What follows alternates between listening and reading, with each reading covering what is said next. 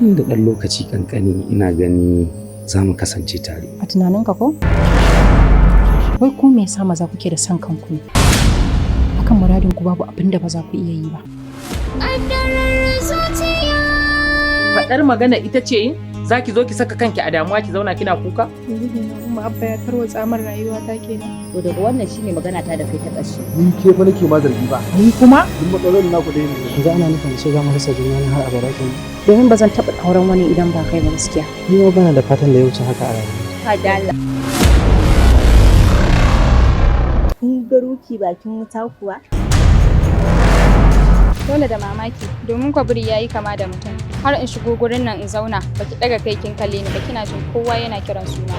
Wannan irin tambaya haka sai ka ce ina gaban alƙali? Kusan haka domin in baki gaban alƙali kina gaban maman marasa gata. Domin kaf cikin makarantar nan idan matsala ta taso miki in dai ya biyo ta hannuna to abin zai zo miki da sauki. Dan ki ƙara shiga harka ta. Kai dala malam dakata. Kai kaga nayi ma kallon matan da zan zauna ina kula irin kazaman yara irin ku a cikin school ne. Allah ki yawo. Ya za a yi da ina so mu dan gana. Sorry gaskiya yanzu ina da abubuwan yi da yawa sai dai ina samu dan free time. Ruki.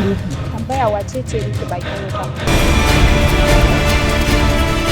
Kin fi kowa sanin abin da ya kawo ni makarantar nan. Karatu ya kawo ni ba neman kawa ba.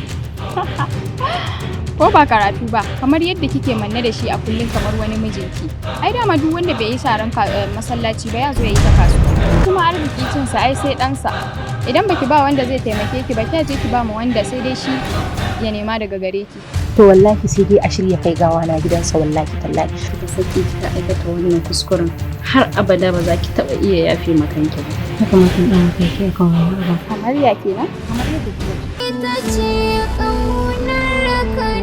Me ya faru da ke? Bibi ki cikin ɗimauta gaba ki ɗakin canja. Idan na ce maka ina cikin kwanciyar hankali da ƙoshin lafiya na maka ƙarya. Bacci ya guje ni, farin ciki da kwanciyar hankali sun ƙaurace min. Ka sani ji nake yanzu kamar ba zan iya rayuwa ba. Kai ne jigona sannan kuma kai ne rayuwata. Tabbas ki sani ina son ki. Sannan ban da burin da ya wuce in zama miki garkuwa. Ba zan iya rayuwa ba. Kai, ƙawata, wannan irin wahalan yarinyar? Ai ita hanyar Kaduna da Abuja tafiya ɗaya ne. Dama ƙarshen adewa ƙasa. Sai dai kawai abu ɗaya. Duk wanda ya zo inda zai sauka dole shi ya sauka. Kuɗi za a samu da ita. Kuma sabon kan hanya baya hana arabu.